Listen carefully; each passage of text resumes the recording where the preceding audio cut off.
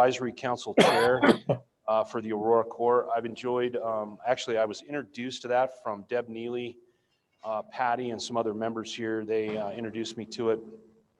I love bell ringing. I think it's a freaking blast. And part of it is I like doing it with some of these guys. The first time I really got a chance to spend some time with Bill out at King Soopers, freezing our tails off. We were ringing the bell, and I've enjoyed that immensely. So I'll make the introduction here and we'll get rolling. Our speaker today is Intermountain Divisional Commander Major Mike Dickinson. Major Mike has been the Intermountain Division Commander since June of 2018 and has been with the Salvation Army for 10 plus years.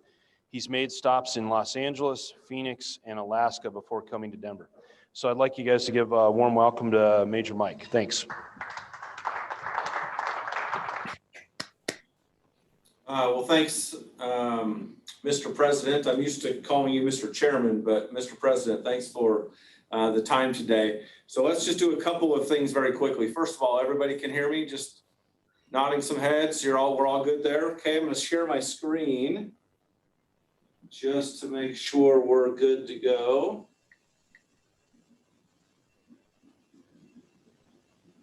And share my computer sound.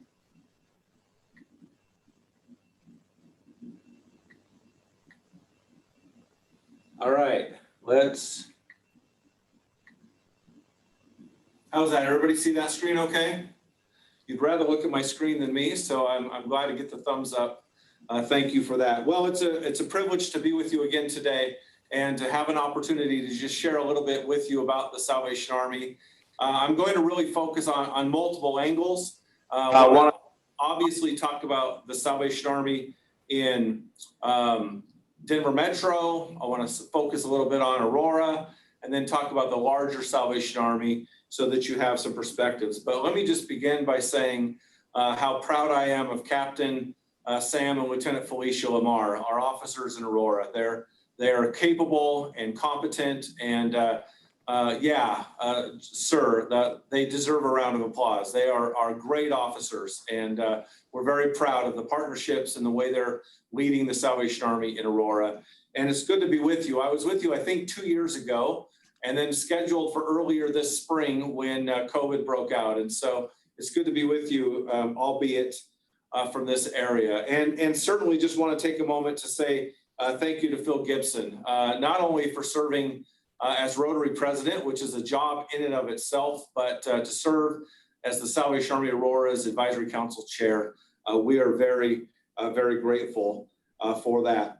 The Salvation Army has, as you know, since our earliest inception, been committed to helping the homeless and the downtrodden and the most vulnerable members of our society, and that continues to this day. And what I thought I would do is just begin with a short video to give you a little bit more scope of the work of the Salvation Army. So just please watch this short video, and hopefully it'll Elliott celebrated his 2-yard touchdown run by jumping into the big Salvation Army kettle. Kettles have become part of popular culture and are synonymous with Christmas. But did you know that when you put $1 in a Salvation Army red kettle, or when you click donate online, the money actually stays in your community and helps people in need all year long? When you donate to the Salvation Army, you are giving recovery, shelter, food, comfort, and breaking the cycle of poverty. You are providing emergency assistance to families who can't make ends meet this month, providing opportunities for children to reach their full potential, keeping seniors engaged, active, and cared for. You are doing the most good. And that's happening across the globe. The Salvation Army is in more than 130 countries around the world. One of the things that makes the Salvation Army special is that while the key programs and services are similar in many cities, our presence in each community is different.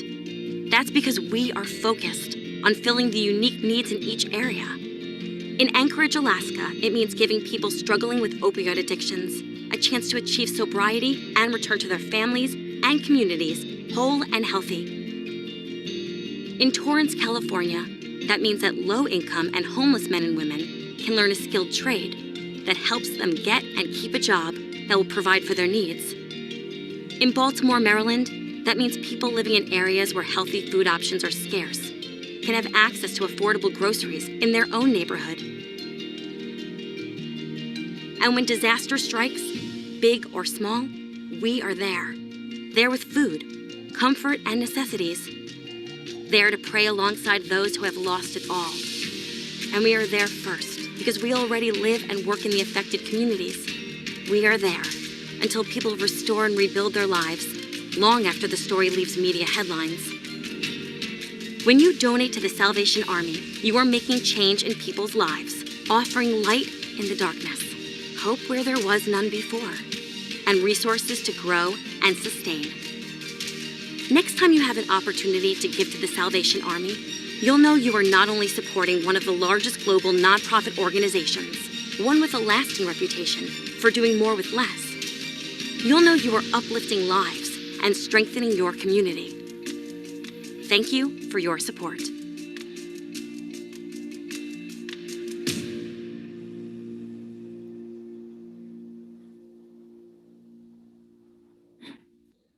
Well, that's just a little bit of an overview for you of the Salvation Army. I think most of you know most of that because you have been longtime supporters of the Salvation Army. But those ideals that were shared in that video are the same ideals that we continue with today. It's because of your continued support that we have one more opportunity to help a family or help an individual in need have adequate food and decent housing and gainful employment. I want to say thank you as we begin today to the Aurora Rotary Club. You have been just a long-standing partner for us, and we are so grateful for that. And I'm not sure if this has been announced. Perhaps Captain Sam did this earlier in the year, but as a reminder, last year through the Kettle efforts and help from your foundation, your Rotary Club raised $27,000 for the Salvation Army in Aurora. And that's a really tremendous thing. And we're very, very grateful for that continued support. We can't do it without you, and we hope that you will join us again this year. This year will definitely be different, and I want to talk a little bit about that. But just first, just a very brief overview. I won't bore you, hopefully, with too much. We'll have some time for questions. But just some highlights of the Salvation Army services in our communities. You know that we are involved in youth services, that we do basic needs and emergency assistance for families, that we are very involved in holiday assistance. We'll talk a lot about that. That we do emergency shelter and housing services. So for just a moment, I'd like to talk about Denver Metro because Aurora is part of Denver Metro in terms of how the Salvation Army operates. And so part of all of our services in Denver are available to all of our community. So I just want to remind you that the Salvation Army operates the Lambeth Family Shelter. It's 20 apartments. It's a 90-day program for homeless families. It's an opportunity for them to get back on their feet. We do wraparound services, and we have opportunities for families to get into permanent housing. In 2019, we had 76 different families go through the Lambeth program. 98% of them exited the program into permanent, stable housing. So Lambeth is a great program of the Salvation Army. Our Crossroads shelter is very well known. It used to be for 500 men a night, but due to COVID restraints, we have changed that to 250 men so that there is good social distancing.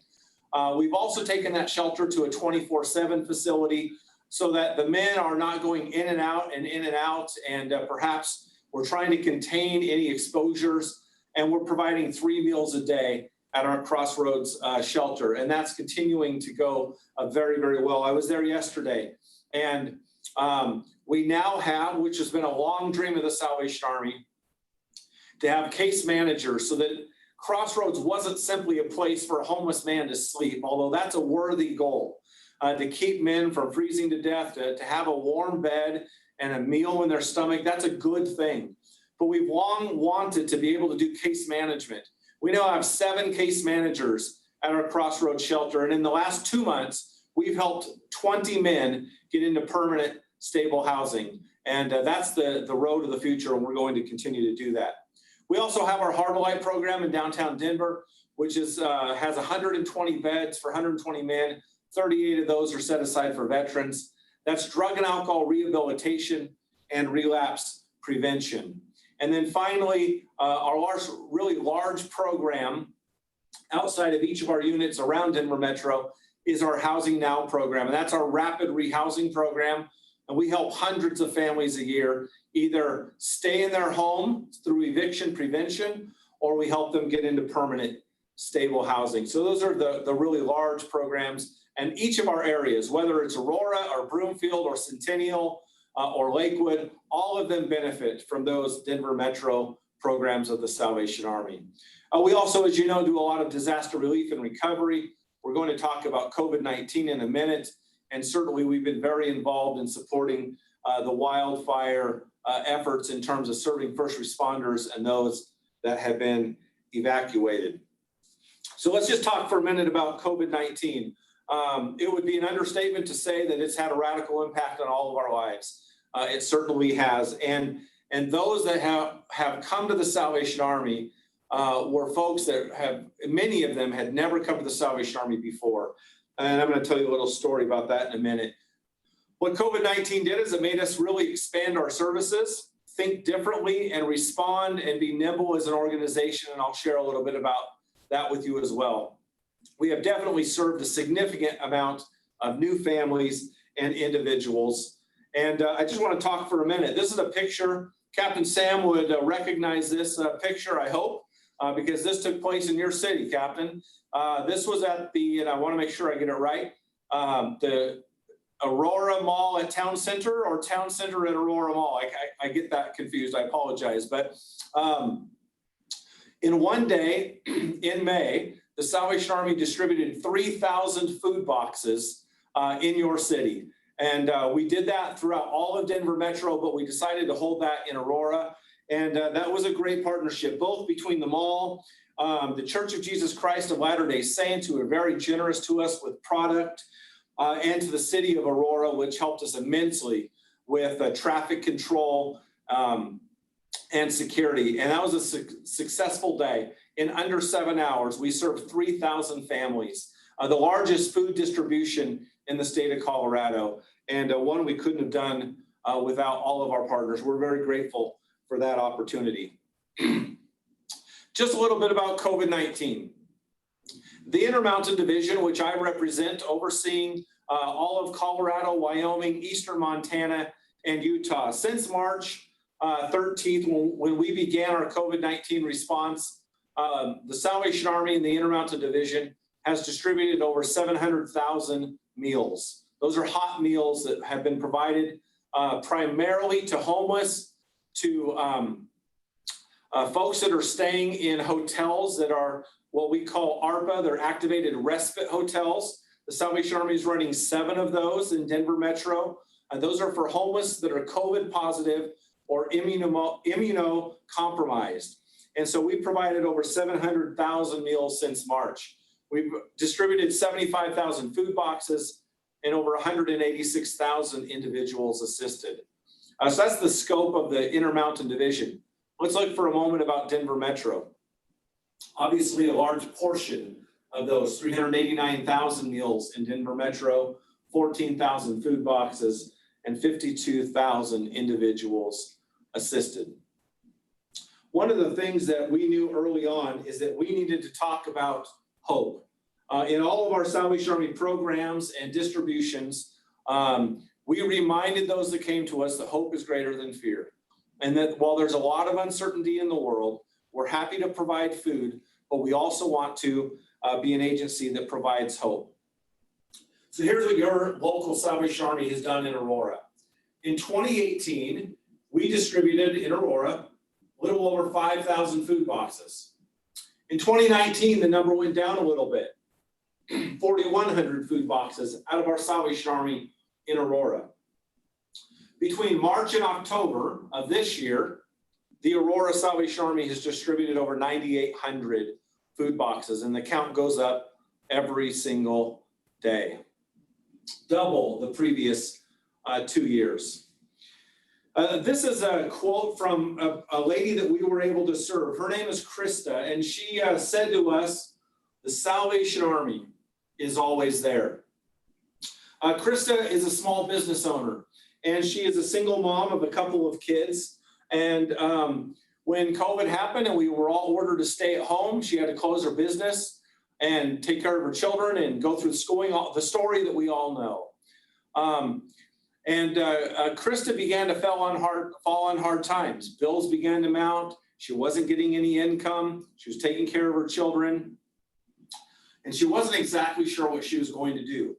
Well, her children previous to COVID had been coming to the Salvation Army after-school programs. And she remembered that the Salvation Army helps with food. And so she called that local Salvation Army and said, is there any way I can get some food? We got her a food box for her family, not once, but multiple times as she worked her way through COVID. And when she sent us a thank you note and simply said, I was at my wit's end. I wasn't sure what I was going to do, but the Salvation Army is always there. As I mentioned earlier, Captain and Lieutenant Lamar have done an amazing job, along with their advisory council and leaders there, of forming community partnerships in Aurora. And I'm not going to read all of these. You can look at them on the screen, but this great partnership that we have with the city of Aurora to provide a monthly food distribution. That's an amazing thing. We're very grateful to be partners with the city. Tri-County Health, helping us with our food pantry. Aurora Public Schools and the YMCA are using our facility for a distance learning center. We think that's an amazing opportunity we've had due to COVID.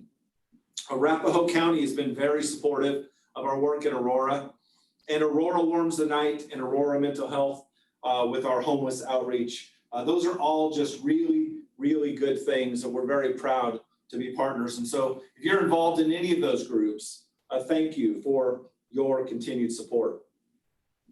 I want to talk for a moment about COVID-19 and Christmas.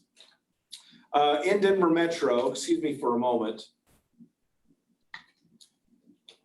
In Denver Metro, we're planning on providing more than 15,000 toys to children in need this Christmas season.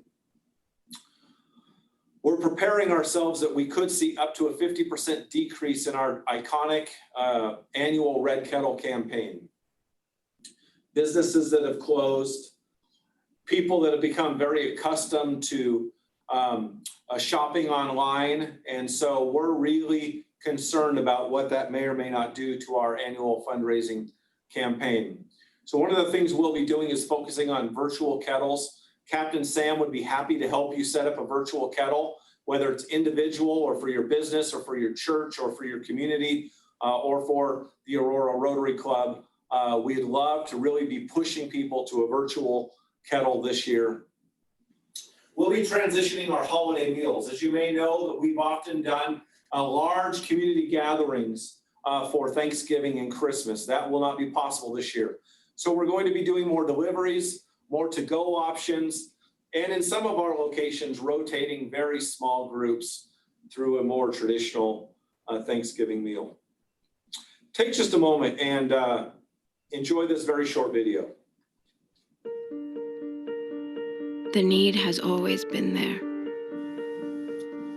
The need for food, shelter, clothing, compassion. The need for help overcoming addiction. The need to support families. Love the forgotten. Lift up the downtrodden. The need has always been there. This year, it just happens to be greater.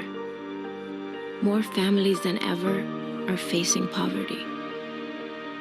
If you need help, please reach out. If you can give help, please reach within.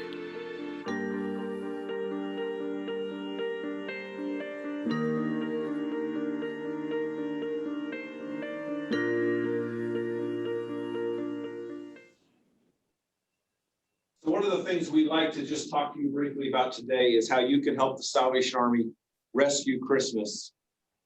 It will be a most unusual holiday season for us. So there's three things that you can help us do. You can certainly donate to the Salvation Army. You can continue to volunteer. You could help us with food and toys.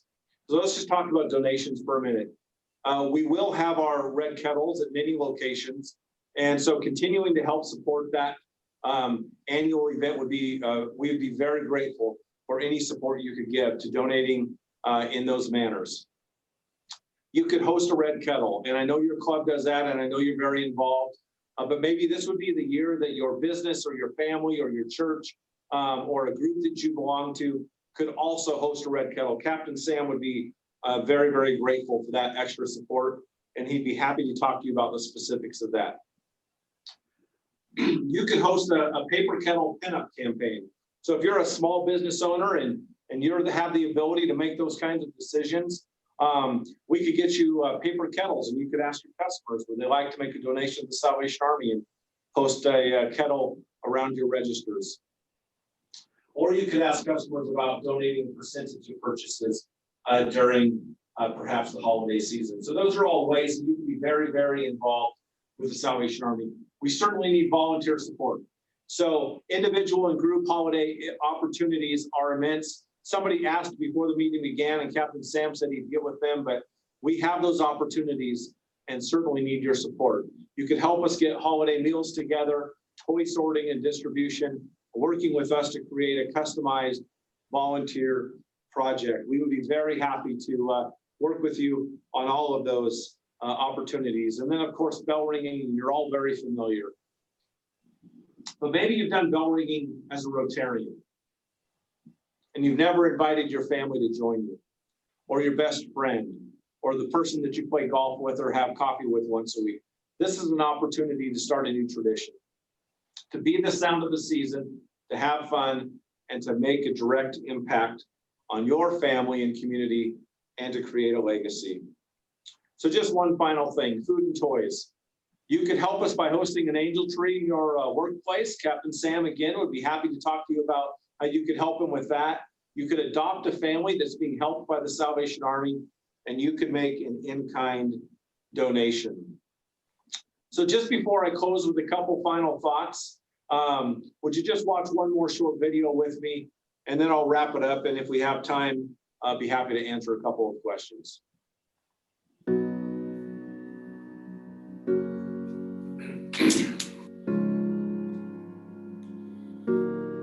You are not hidden.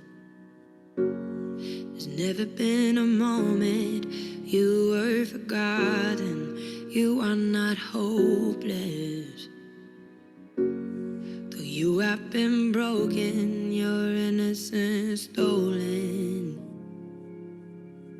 I will send out an army to find you in the middle of the darkest night. It's true, I will rescue you.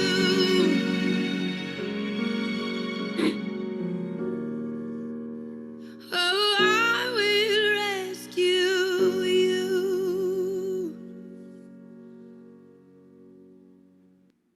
Well, that is our commitment to our community. I do thank you for the time today, and would just remind you, we can do this together, but we need your help and we need your support, perhaps more this year than ever before. So what you can do to help the Salvation Army, we would be very, very grateful. I say thank you to you today, and I want you to remember that every person that comes to the Salvation Army has worth. Each one is a child of God, and they are valuable. They're valuable to society. They're valuable to the Salvation Army. So thank you for helping us help our neighbors in need. President Phil, if there's time for questions, I'd be happy to give that a shot if you have the time today. You betcha. Let's see if there's any questions in the room real quick. Anybody? Hey, one question I had, Major Mike, is I know Salvation Army's been real active working with the city as far as supporting not only the COVID-19 effort, but also some of the homeless effort. Could you expand on that a little bit as far as what you guys are doing and working with the city of Denver on that? Sure. We have been very active, and I didn't actually talk about a lot of those things that we've done. During COVID, one of the things that we did, because we had to space out homeless shelters, we opened up a new shelter within 24 hours for an additional 300 men. over, it was actually Easter Saturday. And we just had our folks show up and in less than 24 hours, set up a new shelter. That's been a great thing.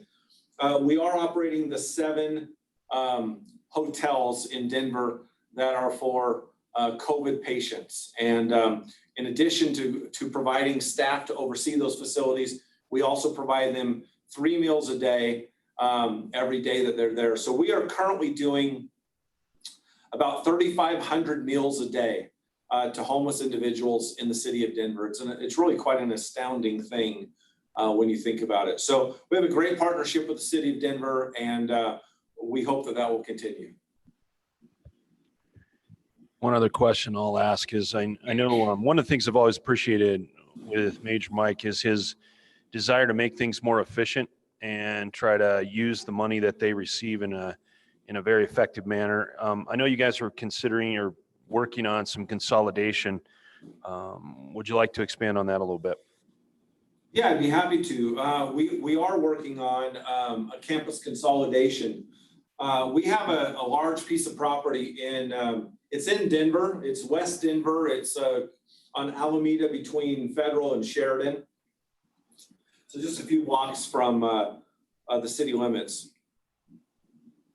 And one of the things I looked at when I arrived here a couple of years ago was the divisional headquarters that we have is on 14th and Penn in downtown. We're on Capitol Hill, 4 blocks from the Capitol. And I looked at that and said, I love coming here every day to work, and we provide oversight to the 4 states out of this building. But we own a lot of property, and this is a very valuable piece of property. So we began to think through, could we consolidate? And could we have a smaller footprint? And could we be in a lower rent district? We don't need to be right downtown for the headquarters of the Salvation Army. So we're actively working on that to do 3 things. On the piece of property we have in West Denver, building an additional 85 apartments for homeless families. So I mentioned Lambeth, it's 20 apartments. We'd like to build an additional 85. Build a new core community center so that on the same facility where those homeless families are, there will be all the wraparound services of a core community center of the Salvation Army, and then move our divisional headquarters there. So 3 separate buildings, all on the same campus. And we think that would be a much better use, and really sticking with our brand promise of doing the most good. Doing the most good for those that come to us, doing the most good with our resources entrusted to us by the generous American public. So we're continuing to actively work on that plan. Thank you. Any other questions out there? Anybody? Yeah, Paul. I was listening to all of the wildfires. They all say I know that you guys were there. I know you do a lot of things. Get patients out this year. You gotta let them know all the things that Salvation Army. So, Mike, I'm not sure if you heard that. Paul Suss just made a comment and was, I guess, asking a question as well. With all the wildfires that are going on, the only thing that he was hearing about was the Red Cross, and he knows that the Salvation Army had their emergency services piece up there as well, supporting, the firefighters and some of the people that were experiencing issues associated with that. How do you get the word out from the Salvation Army standpoint to let them know that, hey, you guys were involved in that as well, so you don't get overshadowed by maybe the Red Cross or other nonprofit entities? Yeah, any questions that are longer than 10 seconds, the advisory council chair need to answer. No? Okay, I'll answer that question.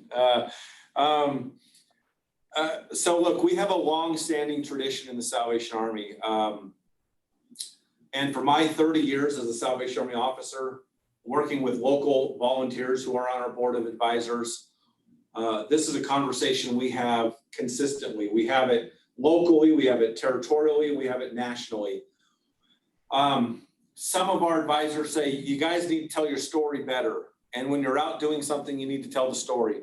You might have noticed that during COVID, the Salvation Army was very much out in front. We were doing daily updates. We had significant media coverage that was provided to us for at no expense. But that's not normal for us. We typically are try to maintain our humble roots of who we are as an organization. So we have had posts on Facebook, we've had things on our website, we've sent out some mailings, but we traditionally don't do a big push. We often do it, our only time to tell our story well is at Christmas. And we do invest some resources during that time, but it's just part of the Salvation Army. It's not a good answer. And I could give good reasons for both. We should do more, and we should just be who we are. Our tradition in history is that we show up, we do the work, and God provides, and the American public provides for the needs of the Salvation Army. I think that's a little bit of a cop-out. I think we should do better of telling the story. But we did have a conversation about the fact that we were so heavy in our presence in the media for COVID, and we knew we were going into Christmas, that we just decided that we would use funds that we had to help in the wildfires and maybe have a little bit of a less exposure, so that it wasn't the Salvation Army for the last 10 months, and giving a little bit of a break before our heavy Christmas push. So that was part of the reasoning that went behind it. And good or bad, I'm not sure. I think it's debatable, but that's how we got to that decision. Any other questions? One thing I want to come on the top of that, what Major Mike said, is one of the things on the front end of COVID that I was personally involved with was the virtual telethon that they held with Fox 31. WPN and Fox, yeah. And they did a couple rounds of that. And that was, there wasn't really anybody. They were kind of the first ones to jump in and test this online format in that fundraising effort. And if I'm not mistaken, you guys raised close to $1 million, wasn't it, in that 2 or 3 week effort? In that campaign, we did 4 different telethons. We raised $500,000. Okay. In So just that $500,000. campaign. I guess I'm just a little overly aggressive, huh? $1 million? That or your check is still in the mail. Yeah, there you go.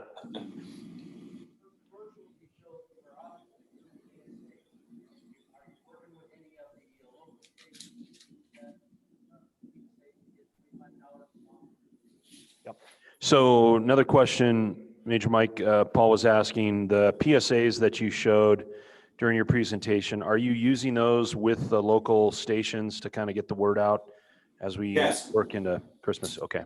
Yeah, we are. So those are produced by our national office, and our national headquarters does a few media buys on national stations, and then are able to secure some pretty substantial donations nationally to run those. And then we will invest our largest amount, but still very, very minuscule when you think about it, in some local ad buys as well. So we'll be running those commercials. We wanted to get past the elections, right? We just get drowned out. So we'll begin running those in the next week or two. You'll begin to see those. So we had a question on Zoom from Debbie Gherkin. What are the wraparound services that you're offering at your facilities? Yeah, so I mentioned specifically wraparound services at Lambeth with the 20 families in our apartments for the homeless families. It is all inclusive. So the first thing that happens when a family comes into Lambeth, typically they're coming right off the streets or out of their car into the Lambeth shelter. First thing that we do is we sit down and we actually do a hope index. We want to know, as they're coming into the shelter, where is their hope? And this is based on a national scale. What is our own personal hope? We also do a self-sufficiency matrix so that we can understand where is the family today and where are the gaps? What are the things they might need? So they might need job training. They might have benefits that they are eligible for, but they're not receiving. So all of those kinds of things. And then we do intensive case management with that family. We have educational specialists to work with the children. As much as possible, we keep the children in the school that they were already going to, if they were going to school. And then if they were involved in a school, as we look at rapid rehousing and getting that family into permanent housing, we try to get them back in the same neighborhood so that we can lessen the impact on that child. So it's good nutrition, it's job readiness, it's how to work with a landlord. We have housing specialists that go with the family and work through that whole process. And so it's really all comprehensive. Because we're a church, we also talk to them about faith, and we tell them about the love of God. We don't cram it down their throat. We simply let them know that we are people of faith and that there is a loving God, and we would want them to know that, and simply open a door to conversation. I will tell you, most families don't want to continue that conversation, and we're okay with that. But when we do help them get into permanent housing, we tell them where their local Salvation Army is, so that if they want to reach out and get involved, they at least have an initial point of contact. Thank you. Any other questions? Okay. Oh, yeah, in the back, Sheila.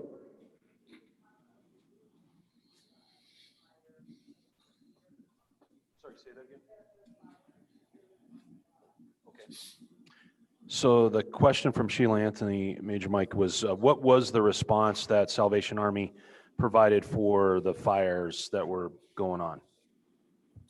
So one of the great things we have in Colorado is we have a very active VOAD, Voluntary Organizations Active in Disaster. And the president or the chair of Colorado VOAD is actually our disaster services director. So that's great because we're in the know on absolutely everything. In the state of Colorado, VOAD has some very clear rules and memorandums of understanding of what each agency is to do. So the Red Cross is in charge of setting up shelters. The Salvation Army helps organize food and make sure that those feeding things, and so on. So the Salvation Army's primary role was food distribution and food organization. So in some shelters, the Red Cross prefers to handle the food, but we just make sure that it gets to them. So we really act as that almost distribution point. So that was for most of the fires, our role. When the fire broke out in Grand County, the Salvation Army was called upon to step up because everybody was feeling really overwhelmed. And so we began doing direct service feeding in Grand County, worked with a couple of the hotels, and we're very, very grateful to be able to do that. So primarily supporting the feeding operations, and then because our director is in charge of Colorado VOAD, really working at a larger level in terms of making sure that each agency is resourced so that we can do this together. It's really not about any one of us, it's about the whole. All right. Any other questions? All right, I think that's it. Thanks, Major Mike. Next time I see you, I've got a challenge coin for you, so maybe we'll see you in the next 6 months, a year, I don't know. But Well, stay safe out there, and we'll do what we can. I appreciate that. Thank you for the time. And I would just also say, if you tried to do this with me in March, I'd have been scared to death. But in November, it's kind of like this is old hat. So I'll be quiet now. Thanks very much for the opportunity. Thank you.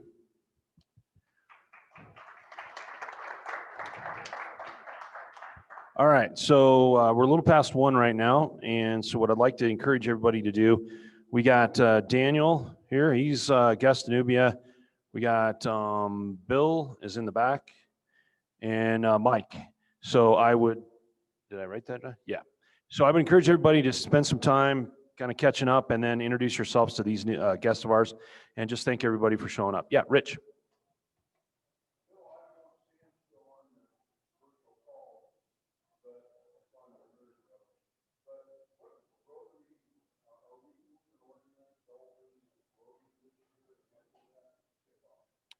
Is he still on? Sam, are you still on? Yes. So the question, Sam, was what is the plan for the organized bell ringing as it pertains or working with Rotary in that effort? I know Tom Klein's involved in that. Patty, are you still working on that too? Okay. Sam, do you have some comments about that?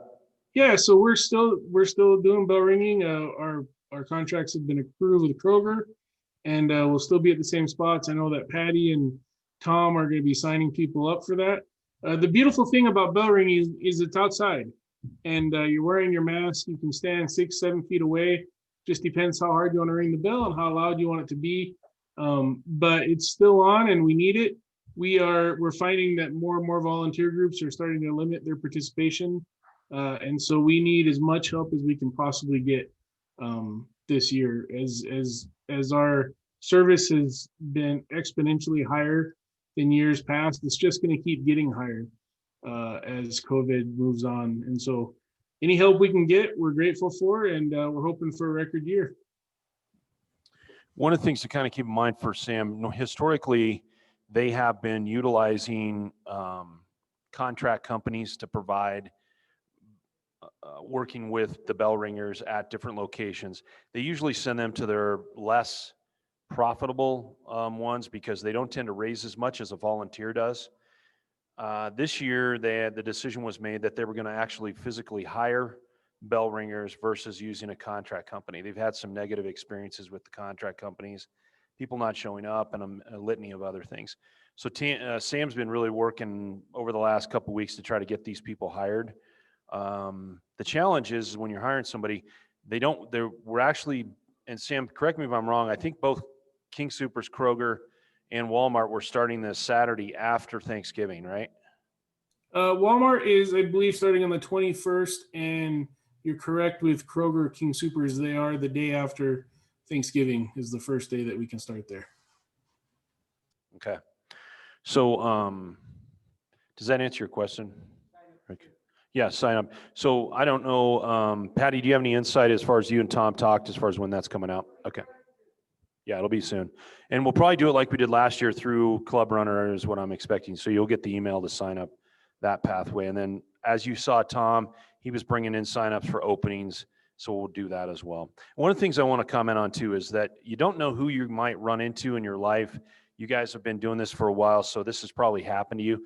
It happened to me last year, at my wife's real estate office. The guy that's the lead at the office, when I told him about trying to raise get some toys raised for the effort last year, he literally broke down because he said he was that kid that you saw in some of those videos that, got the toys. His mom would go get the toys and wrap them up. So when Sam and I went to pick him up, we filled up the back of his van. He had 4 carts from Walmart full of toys that he brought out. And so you never know who you're going to encounter that was supported by the Salvation Army. And I think that's why I kind of have a passion for these guys, because you just see all the impacts that they do, whether it's bell ringing or I've gone down and done some of this stuff downtown and it's pretty cool. So anyway, that's my rant. Hey, Phil, could I share one more thing on that? Sure. If people, and we'll have cards there next week, if the president lets us put them at places where people eat. But there'll be a business card and it'll say AuroraRedKettle.org, and it'll look like this. And essentially, you can go to this site, and it's a virtual kettle that comes directly to the core. You can set one up there, your own kettle for the core, in a place of work, a group, a church group, whatever it may be. And people can donate virtually right there. And it's a great system because in the past, sometimes with virtual campaigns, we can't always guarantee that all of it comes directly to local, even though we are supported by the Metro. With this campaign, it comes directly to Aurora. And so it's just having your own red kettle. You can challenge friends, do all sorts of things. You go to that site, you can sign up, make a one-time donation, or set up your own kettle that comes to the core as well. So it could be Phil's Rotary kettle or Phil's Realty kettle, whatever it may be. So it's just another option that's available. And we also are looking at assigning each Rotary member their own Rotary apron this year, and they would be responsible to keep that, preferably through the years on. If they'd like to help purchase them, they are going to be $10 a piece. That way you all have a clean Rotary apron, and you have one when you show up, and you're not sharing aprons with 8 other Rotarians. Although that probably wouldn't be a bad thing, but for sanitization. Hey, Sam, when do we need to get that order in? As soon as possible. We have quite a few of Rotary aprons available now, older ones. We'll wash those and get them handed out. But as far as new ones, probably within the next week or 2. Okay. And then the other thing I'll do is I'm going to provide a link for Donna to put in the newsletter. Salvation Army, the Aurora Corps has a link for Walmart. So if you've got people that want to donate toys, or you know a business that want to donate toys, but they would rather do it online, there's a way to do that where the toys will actually get shipped to their location, and then they'll be able to get distributed, through the distribution process that they'll be doing this year. So I'll get that to Donna and get that in the newsletter. All right. Any other questions, comments? Yes, in the back, Danielle. Sure, come on up.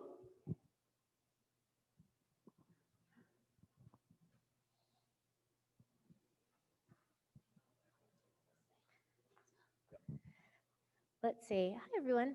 I was out of town last week, but I wanted to just do a follow-up on our Aurora Gives Day. And I really wanted to say thank you to everybody who came out and volunteered. It was a really great day. It was a little chilly to begin with, but ended up being a beautiful day.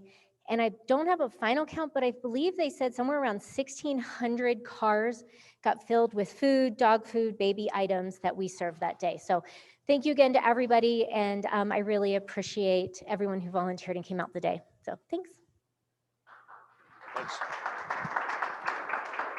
And Danielle, thanks to you for kind of spurring that along and making that happen.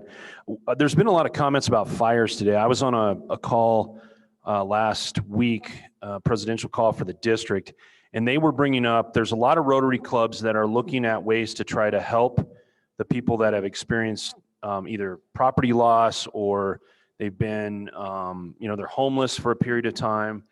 They need resources and that kind of thing. So I will keep you guys abreast of what's going on with that. Right now, they haven't really mobilized anything. The club's up there. Kim.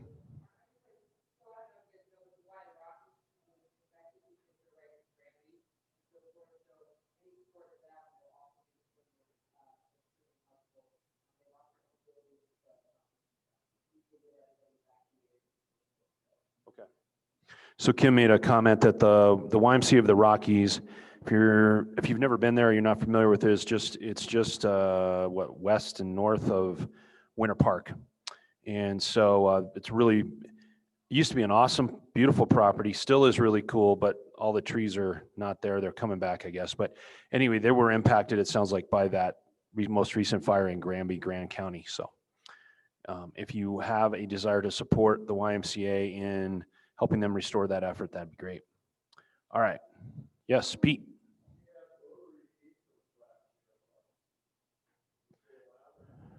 That's,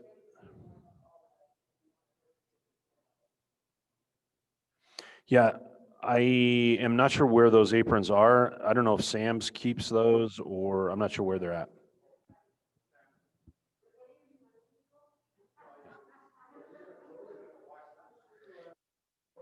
Yeah.